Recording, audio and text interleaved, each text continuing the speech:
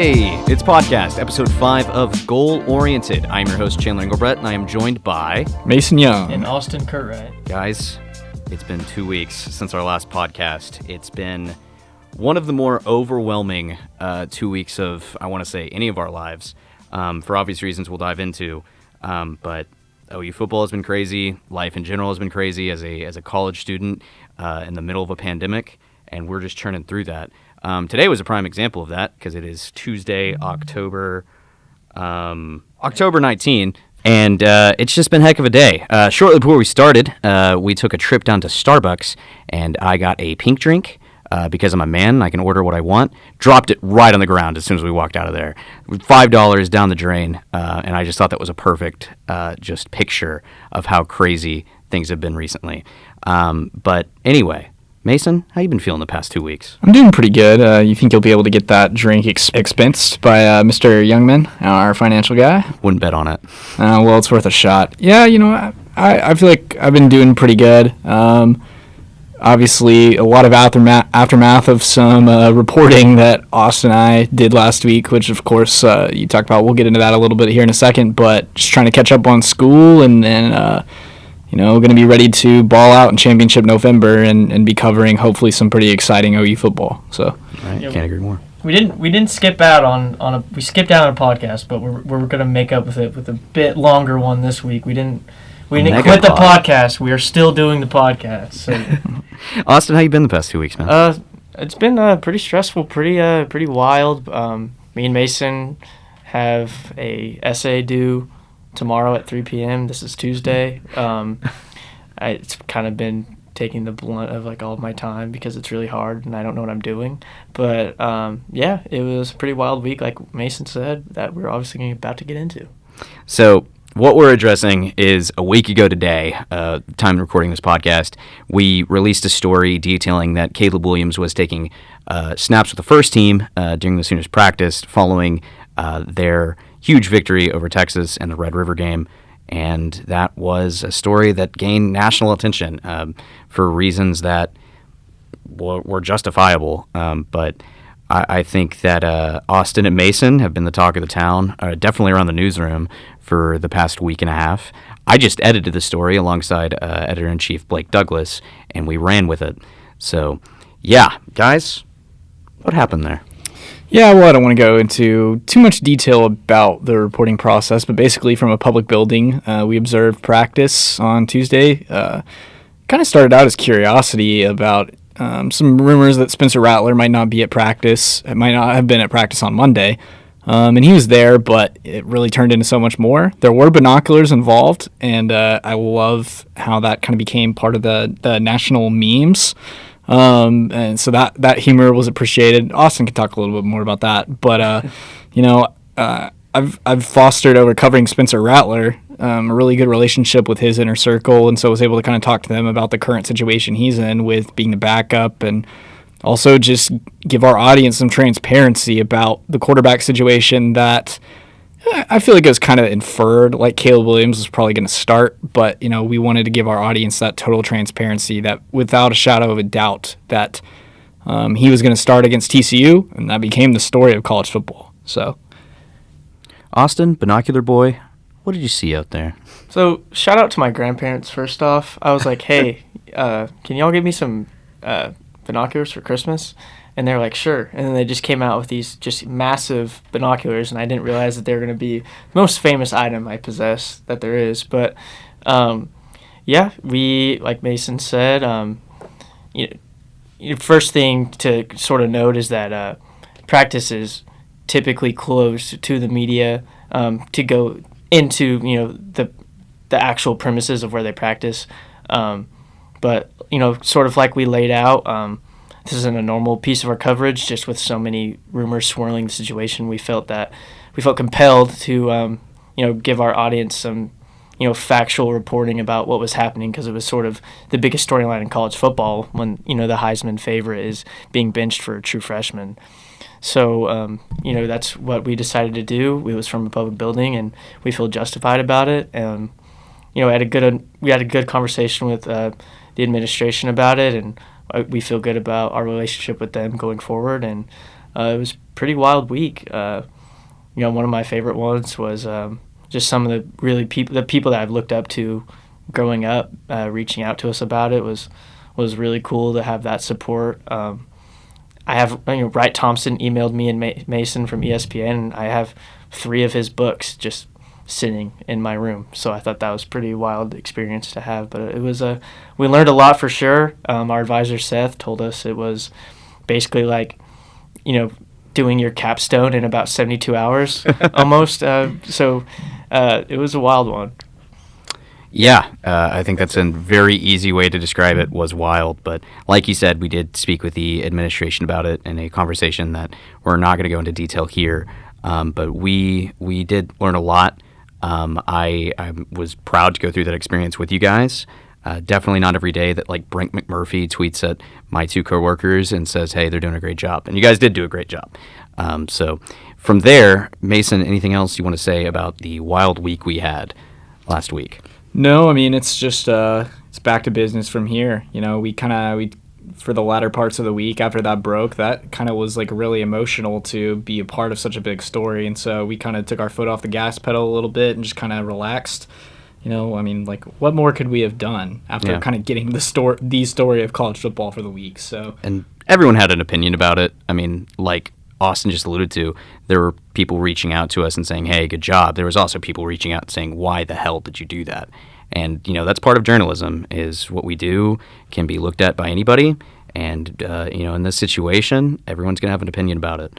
Austin? Yeah, one of the things I think we forgot to mention is one of the not controversial, but people had an opinion on, yes or no as to why we did it, is we laid out in the second graph of the story sort of our process of what we did in the situation. And we just felt like, we needed to bring that level of transparency to our audience, as it just kind of sort of came out of nowhere, because obviously people are not typically reporting on practice.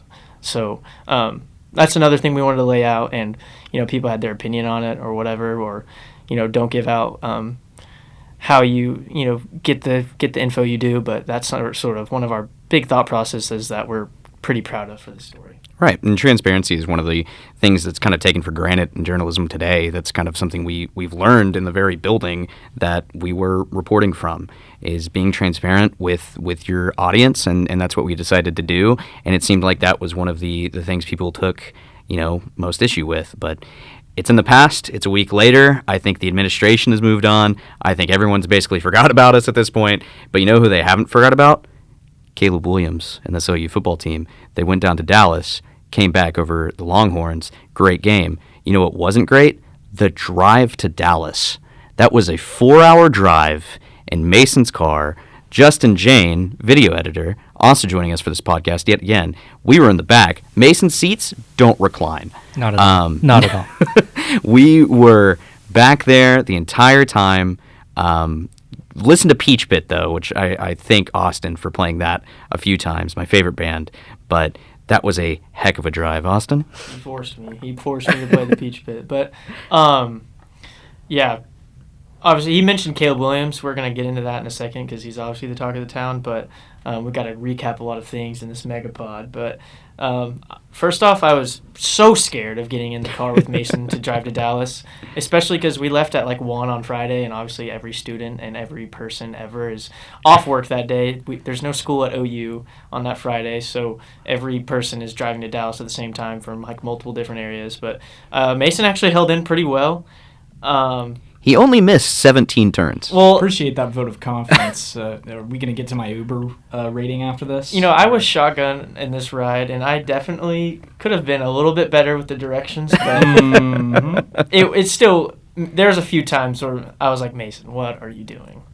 No, that's to be expected. I feel like in a lot of aspects I'm kind of a wild card when it comes to certain things. Speaking of wild card, you kind of got us a wild hotel room. You want to share that? Yeah, we can get into that a little bit. So our previous trip to Kansas State, the hotel price that I was quoted was around $100 for a Courtyard Marriott near Kansas State. And it turns out that somehow ended up being over $500 for one night, for one room. I still really think I got ripped off, but I'm not going to really be able to do anything about it at this point. So that's all squared away. But because of that, we were kind of asked, like, hey, you guys probably need to book something a little bit on the lighter side on your next trip. So we ended up in a Motel 6, or maybe it was a Super 8. I don't remember exactly. But, I mean, I'm going to be honest, for like a motel type beat, that hotel was not bad at all. Like it was okay. I can't disagree more. The room was okay. What made me mad the most was the breakfast they served the morning of the game, which was raisin bran and coffee. I love both of those things, but when you advertise free breakfast to a college student, I don't think it's just going to be stuff I can find in my pantry. But the people there were great. It's what we can get for the price. Well, and we hit the McDonald's afterward, and I got my egg biscuit, which was what is that? Which was off criticized for some reason. I don't really understand why. You don't go to McDonald's for an egg biscuit. That is a fantastic piece of culinary mastery. So my favorite part about the receipt is that it says sausage and egg McMuffin minus the sausage. Well, okay, but so I've ordered that at like 1 million times before at like a McDonald's in Oklahoma City, so I feel like this guy just didn't know what he was doing, and that's kind of on him, not on me. I feel like that is probably because the Oklahoma City McDonald's have warned each other about the craziness that is Mason Young. He's going to walk in there. This kid's going to come here and order something that's not on the menu, so be prepared. But I would contend that it is on the menu. But we were joined by Justin Jayne on the trip. Justin, you're with us in studio. What were your thoughts about the 4-hour drive to Dallas? Well, so on the drive, I was the only person who thought to do this. Maybe this makes me a bad road trip companion, but about 2 hours in, right before we crossed the Red River, somewhere in the Arbuckles, which are a classic milestone on the OU to Texas journey, I checked out and I just put headphones in and read an entire 112-page book. I missed us crossing the Red River. I missed us crossing into Texas. I think at one point I stopped reading and asked if we were still in Oklahoma, and I got some pretty snarky replies. We were in Fort Worth. No, yeah, I'm kidding. We passed a lot of wrecks, and some of them were just little fender benders. And then at one point I was like, "Oh, this wreck probably isn't even worth all the traffic." And then a car had flipped over, and I felt really bad. But then when we get to the hotel, I would say the hotel wasn't as bad as I was expecting. You say Super 8 and you're expecting motel. This was more of your classic hotel style building. However, this hotel had one of my pet peeves, which is there wasn't a comforter. There was just a really thin quilt. And I'm a big comforter guy, not for heat, but for weight. I like having something Can I heavier get that on a on top of t-shirt? me when I'm Justin sleeping. Jayne, comforter guy. And so that bugged me a little bit. And then, also the next morning we woke up and there was an entire bus full of people in the breakfast line. They made fun of me in Spanish at one point because I was looking for Chandler, who had gone down for breakfast with me. And I think they just thought I didn't know how the breakfast line worked. So I heard something to the effect of "What's that gringo doing?" In Spanish, and I was like, "Well, it's probably time for me to go back upstairs." And lo and behold, Chandler had just gone straight upstairs after getting his breakfast. In my defense, there was also nowhere to sit down and eat the raisin bran and coffee they had provided you. It was kind of I had reserved a spot for us, and you just went back up because you didn't see me. But I digress. Nice. Well, Justin, I will say this. I mean, you did do a good job picking out our restaurant the day that we arrived. That the little bar we ate at was fantastic. What'd you get? Smoke aside. What'd you get? I had chicken tenders. What do you think I did? I completely disagree. I thought that place was incredibly average. There was the most average place ever. There was a sports bar a stone's throw away from our hotel. Austin, who had been complaining about needing something to eat but refused to choose a place to eat, did not like it for whatever reason. However, the one big detractor for the restaurant for me, which I didn't know this was a thing in Texas, is that it was a smoking restaurant. So there were people just lighting up a booth away from us, which is a little distracting if you're not used to eating with people smoking around you. But ultimately, I think it could have been a lot worse. But speaking of food, we did visit the Texas State Fair. First time in my life I've ever been there. Too many damn people. It's just too many people. I was confused. I didn't know where to go to find the peach cobbler soul rolls. I was very disappointed. I did not get to try them. I loved the atmosphere. Everyone there was having a fun time. But I don't know. And still in like the pandemic stage, I was like, oh my gosh, this is a bit overwhelming. I did have, what was it, fried cheesecake? Which I told Seth Prince about that, and he said, "Why the hell would you fry cheesecake?" And I said, "I don't know. It's Texas. That's just what they do." What did you guys have at the fair? Picked up some churros and like some different flavored like agua fresca. Yeah, lemonades. It was so essentially. fire. It was fantastic. I think my thing is that, I mean, obviously we had just eaten at that other place, so we were just kind of there for dessert. I think next time I would definitely want to try something more along the dinner lines and see what all there is to see. I'm not a big corn dog guy, and I know Fletcher's is a big deal down there, and I'll probably get a lot of grief for dogging Fletcher's. But I would be interested in trying some of their more dinner-oriented options and seeing what the Texas State Fair is all actually about from like a 4-course meal perspective. Now you guys have learned it. You can be more prepared for next year when Justin and I graduated. So I think the viewers should, or our audience should know that I'm the only person in the entire car who thought to eat lunch before getting in the vehicle. I brought a bagel with me and I ate it on the road. And so the reason that we didn't do dinner at the State Fair, dear listener, is because nobody in the vehicle other than me had eaten all day. So everybody before a 4-hour drive. And before a 4-hour drive, and our hotel Friday night, because it's peak traffic time, was about an hour away from the fair. So nobody wanted to wait an hour to go get food, and it ended up being probably an hour and 45 by the time we found parking and everything. Yeah, and that's all fine. I mean, I have no complaints there. I just am like, well, definitely at the next time we go to the State Fair, I want to see everything that there is to see and eat everything there is to eat. I almost forgot this, but right when we got to the fair, we had to park the car, and Mason's driving, as we mentioned earlier. We found some person who was, I don't know if this was like a neighborhood nearby, and That they were lady just was crazy. she was selling parking spaces near her house for like $10. We found it, great price. We pull up in front of her house, and she looks at Mason, and he rolls down the window, and she starts speaking at him in Spanish, and she's getting angry. And Mason just is like, I can't see his face, but I imagine he just looks dumbfounded. And then she finally realizes and goes, "Oh, do you speak English?" And he goes, "Yeah." It was just like, perfect. Yeah. And then he had to like back up into the spot, and we had to like coach him, and she was mad at us because we weren't helping enough, and we were like, "We're not driving. I don't know what you want us to do." But that was an absolutely incredible experience, just to see Mason behind the wheel of this car, just totally confused. Maybe the first and only person in Mason's life who looks at him and thinks he speaks Spanish. Right? Like what? I just want to know what gave her that impression, because I don't. No idea. Yeah, doesn't make any sense. No idea. I felt like I got like a flashback to my dad teaching me how to back in the Lloyd Noble parking lot growing up, and watching the angle that Mason took to back into a spot. He's like, "I've never backed in before," and I was like, "Oh my gosh, this is going to be an adventure." But he somehow got in there, and we didn't wreck. So yeah, knowing all the driving techniques is overrated. There's gas, and that's about all you need to know. All right. What is it Sark says? All gas, no brakes? Yes. I mean, I'm with Speaking that. of Sark, I hope we still have listeners at this point, because we probably should talk about football. They played the Red River Showdown in Dallas. I said last podcast, which was now 2 weeks ago, I hope it's a better game than last year. That was a sarcastic comment, because last year's Red River game up until now was viewed as like one of, if not the best OU Texas games ever. Now, I don't know. I think that might be the greatest OU game I've ever watched. It's already 2 weeks away, so we're not going to talk about it too much, but story was Caleb Williams coming in, saving the day for OU, walking out a legend.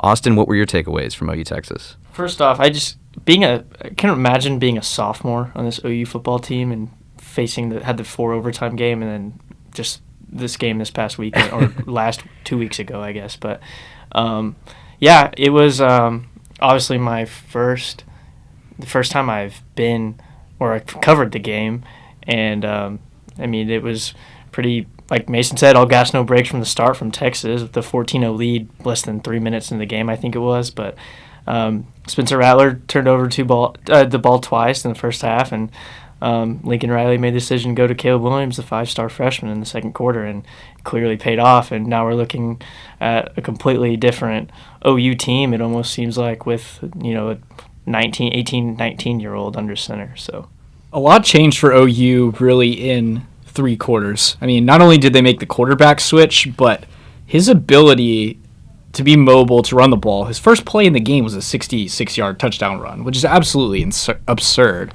But his ability, Caleb Williams' ability to run the ball, opens up so much for Kennedy Brooks that he didn't have with Spencer Rattler as his backfield mate. So Kennedy Brooks in that game, 180 yards rushing, outrushes Bijan Robinson, the Texas running back, who up until recently was like, everybody was like, this guy's going to win the Heisman. Well, now Caleb Williams is in the Heisman odds, which is kind of insane. Incredible. Yeah, like 12-1 after playing 2 games, which is insane.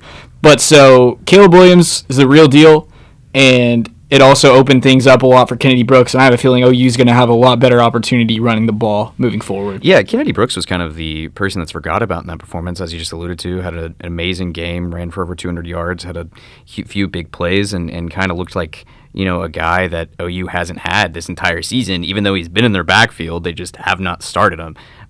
So, yeah, definitely a big takeaway. Marvin Mims also made the play of the year with the, 57-yard touchdown catch. It was something like that. It was insane. It doesn't make any sense. But he went out there and he looks like Marvin Mims from a year ago, the guy who just ran past everybody and made everybody else look foolish. What did you think? I think, one of the more telling things about Caleb is it's just the team just seems different when he is leading this team. Obviously, Spencer's still a team captain. A week later against TCU, he came out on for the coin flip before the game, and Caleb Williams wasn't publicly announced as the starter until about 10 minutes before kickoff. But I spotted him before the game, giving a speech to the offensive lineman, and that's, for someone to do that as a freshman before his first start is really sort of remarkable about what he's able to do. And obviously, first start had 5 touchdowns against the Horned Frogs last Saturday.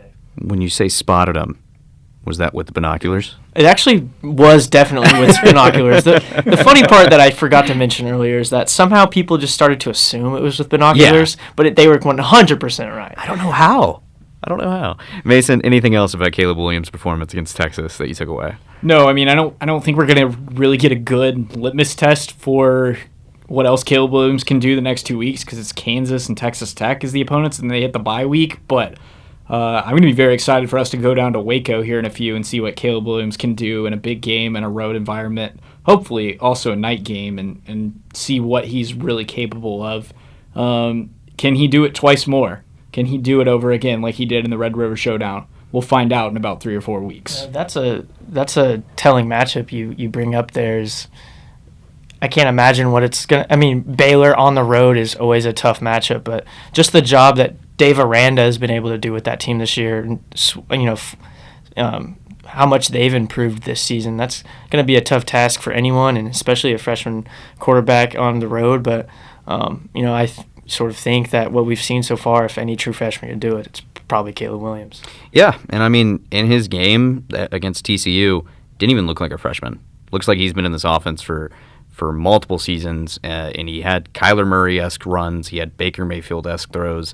The players said that post-game. He looked like a guy that probably should have been starting from game 1.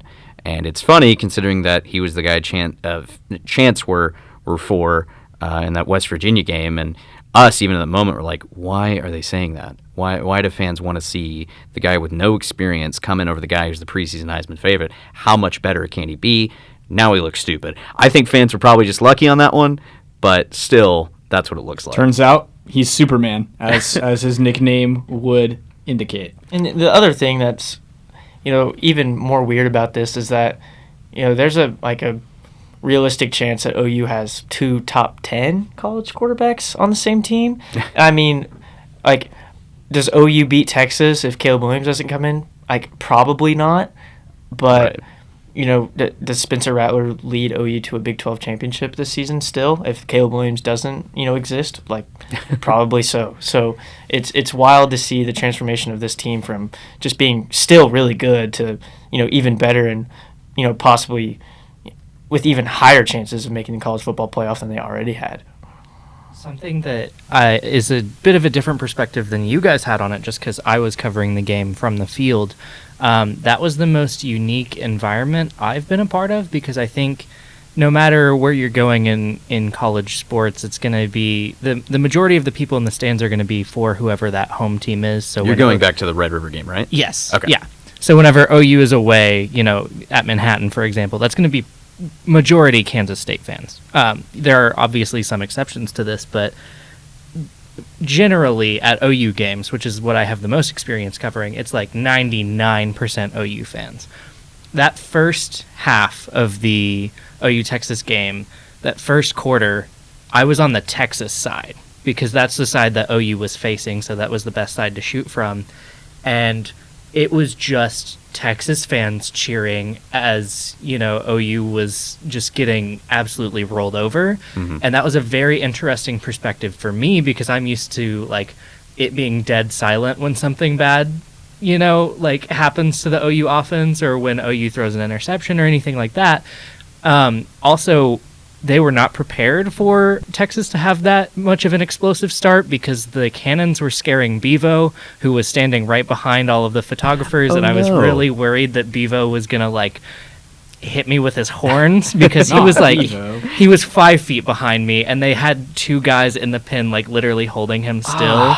That game also made me change my stance on live animals at the games. And then I just want to say to anybody that I know who stormed the field after the game, I love you. You're a very valid person, but you made my job so much harder. Hey, you got a ton of views, though. I got a ton of views, but the Golden Hat ceremony would have been so much less stressful to cover if there weren't 1,000 shirtless, drunk frat guys all trying to pat Caleb Williams on the back. And so I would just say that... if you are storming the field in any future case, please don't get in the media's way. Well, still, Caleb Williams, great performance against Texas, probably an even better performance against TCU. Statistically, now he's heading into his second start, and they get to play the 1-5. They 1-5 Kansas Jayhawks? Something like that. They've won one game. I know that for sure. I don't keep up with the record too closely. Yeah, it's Kansas. So they have a chance to move to 8-0 for the first time since 2004. Lincoln Riley's press conference was today. I did not attend. I had class. Fantastic. Missed out on midway. It's the same bit every week. Mason, what did we learn from Lincoln Riley's presser? Well, I think the thing that's most telling right now is just how banged up they are in the secondary, and I'll let Austin speak to that a little bit more broadly, but they obviously have a lot of injuries there with Woody Washington. Sounds like maybe Jeremiah Cradell is hurt, other guys.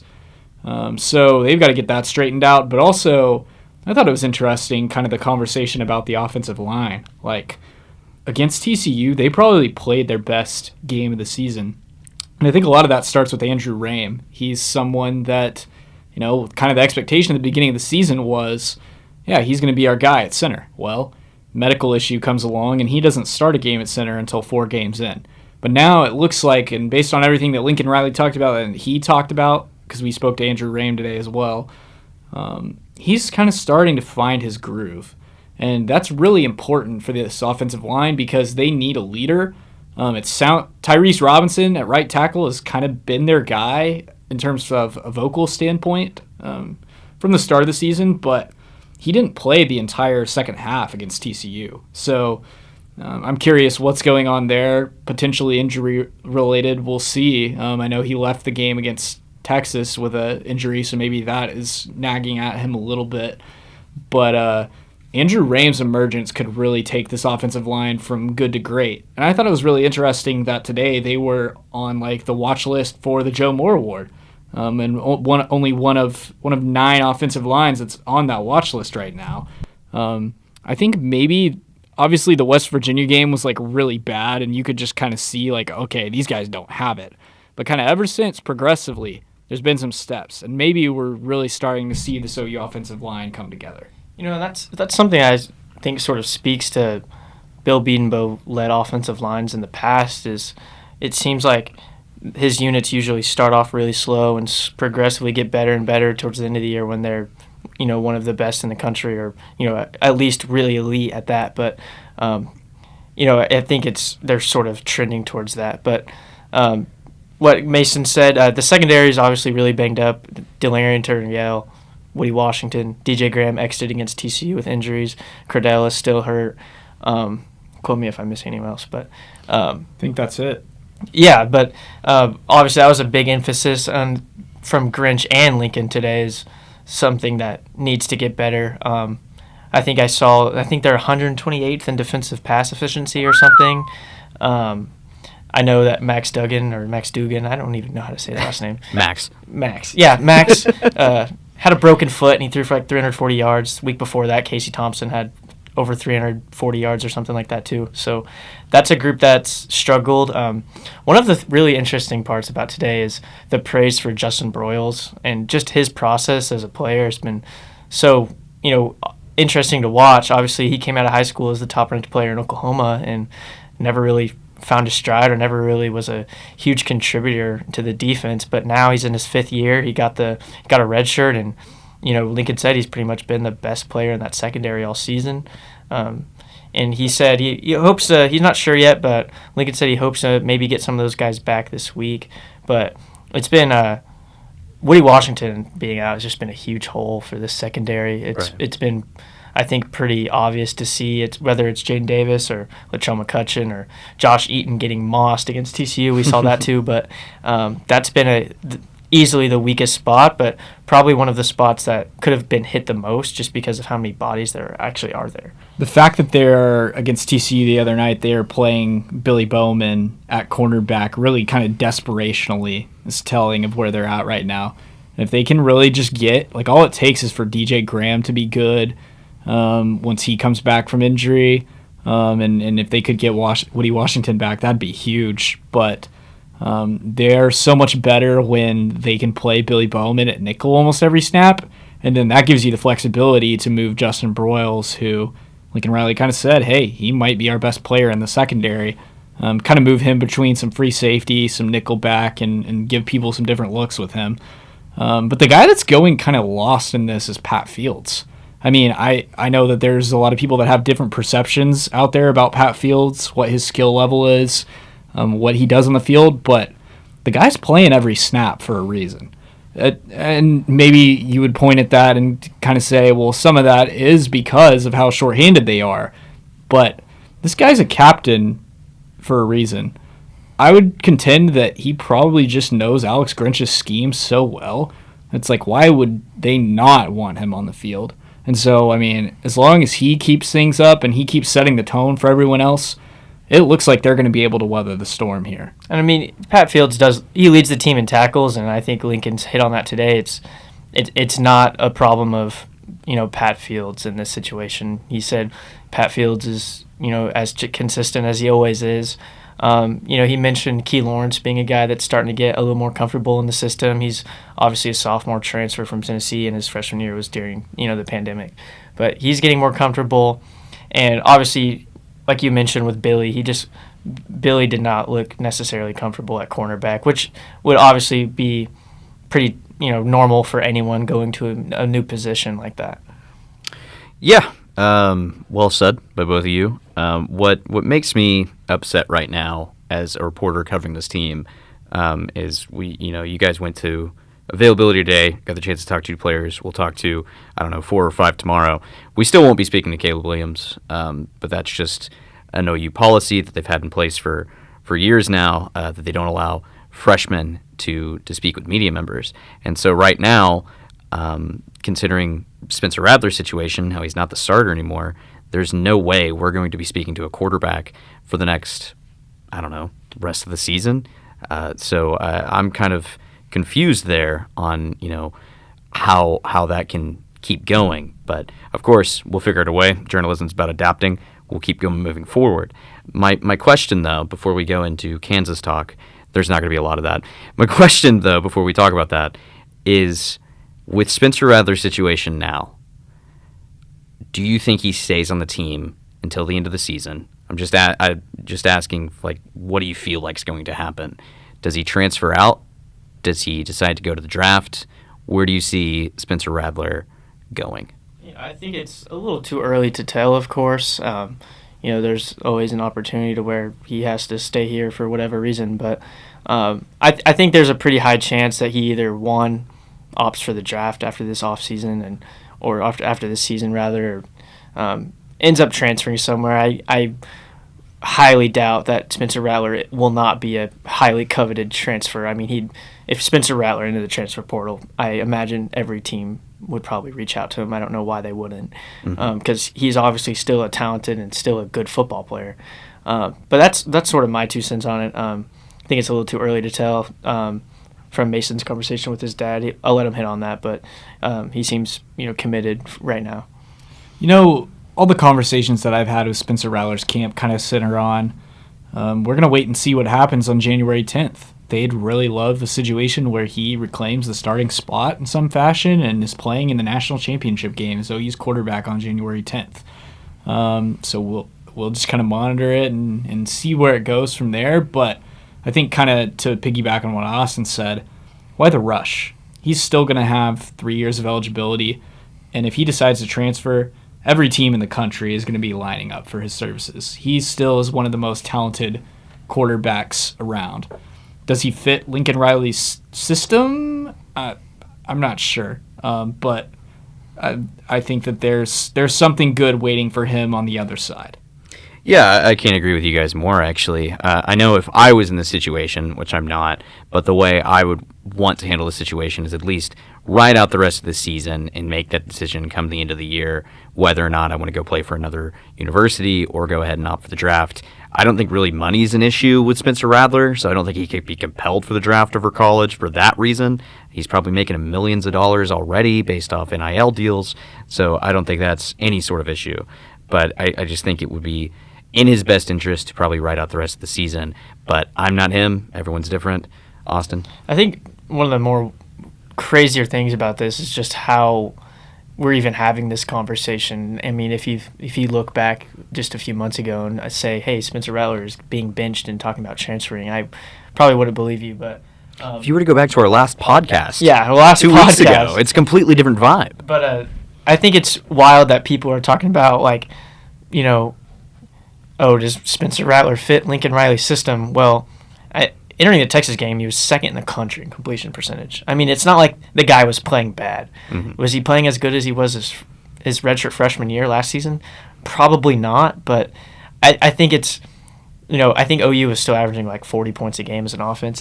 It's crazy that just this much or this worse of play offensively has turned the tides or the narrative this much. And something I thought was interesting that Lincoln said today is, he was talking to the media and he was joking around. He's like, just 2 weeks ago, you guys were asking me if we were going to ever be able to move the ball, and now you're asking me if my defense can even get a stop. So it's crazy how fast the narratives can sort of change in football. Right. And I mean, I think all it comes down to is I think a lot of people are questioning the mobility factor, Caleb Williams' ability to run the ball versus Spencer Rattler's. Just because Spencer Rattler doesn't run it as well as Caleb Williams does not mean that he's he's not a talented quarterback or that OU couldn't win with him. That's not on the table. What I'm curious about is how much more money is Caleb Williams making now with Schwab Dog and whatever other NIL pursuits he has. That's been an interesting topic the last couple weeks of like, is Caleb Williams not being allowed to talk to the media hurting his NIL prospects? And I don't know. I'm not Caleb Williams' bookkeeper, but that's an interesting examination some people are getting into. Right. Let's go ahead and move on to Kansas talk. I have to enroll at 5:30, and it is 5:36. So let's hurry this kind of up. They play Kansas. They should win this game by, I don't know, 100 points. Mason, give me a score prediction, and then give me a key to the game for OU. Well, I'll take OU 54-10. I literally just came up with that on the fly right here, so we'll see how it goes. But keys to the game, I mean, I would just say you want to see the defensive line get a lot of pressure early, because that was something that Lincoln Riley talked about today. Was the biggest issue with that game last week against TCU was the defensive line not getting enough pressure. And I think that's honestly probably one of the first times that that has been a problem this year. I know Kansas State, really, their offensive line really kind of controlled the line of scrimmage and gave OU's defensive line some problems. But against just about everyone else, OU's defensive line, I felt like, has been pretty solid. So you definitely want to see them force the issue early, get into the opposing backfield, get some sacks, get some TFLs. And that's not just the first string guys. Like, you don't want to see Isaiah Thomas or Nick Bonito or Perrion Winfrey out there in the third or fourth quarter. You want to get those guys some reps in the first half, but then you want to be able to turn it over to some of the younger guys in the second half with a comfortable lead and let them get some reps and get some experience, particularly on the defensive line. Austin, same question to you. Yeah, I think I'm gonna, again, like Mason said, kind of off the fly, I'm gonna go 55-17. Obviously a pretty large, margin of victory, obviously, but because it's Kansas and no one's really expecting Kansas to put much of a fight up. But I think the biggest key to this is, getting out of this game healthy. Obviously, OU's been sort of bitten by the injury bug recently, and Lincoln Riley definitely can't afford any more injuries, especially against a team that OU could probably have its worst game of the season against and still win by multiple touchdowns. So, yeah, I think that's sort of the biggest thing out of this game is just getting away without injuries. Obviously, OU plays Texas Tech next week, which should be another honorable bye week because Texas Tech is obviously not very good this season, and then the bye week after that. So I think this will be a good 3-week sort of stretch for OU to sort of get healthy and get back on track before it ends the season with 3 tough games against Baylor, Iowa State, and OSU. I think another thing that's interesting about this game that we didn't mention is OU has the chance to be 8-0 for the first time since 2004, which is I mentioned that twice. A wild stat. I guess I didn't hear about that, but I was maybe on my phone or something. Anyway, for my score and key to the game, I'm going to take OU 51-7. Just to be different, I think the biggest key for them should be running the ball. Kenny Brooks is obviously a beast. They should probably give it to him like 15 times. And then maybe toss it over to Eric Gray. Eric Gray has kind of been the forgotten man in the backfield for the past 2 games because Kennedy Brooks has had really good performances. Hey, if they're up by a lot by halftime, maybe there's a chance they throw Spencer Rattler back out there and he can vie for that starting position yet again. But before we wrap things up, let's toss it back to OU Daily video editor Justin Jayne for the now annual mystery question of the podcast. Ooh. First of all, annual means yearly. So good. I guess I'll see you next year. So my mystery question, this is a short one, but as you guys know, this season OU added several new concession spots to their roster. So they have a Fletcher's Corny Dogs, a McAllister's Deli, a Nashbird, which is brutal because I have to pass it every time I'm going to the photo work room, and oh my gosh, the amount of restraint it takes me to not just go up and order some Nashbird at halftime. Anyway, they've also added 2 different restaurants. Both have Shake in the name. One is Shake In and one is Shakes. I don't know what the difference. What's the difference? I don't know the difference. My question to you.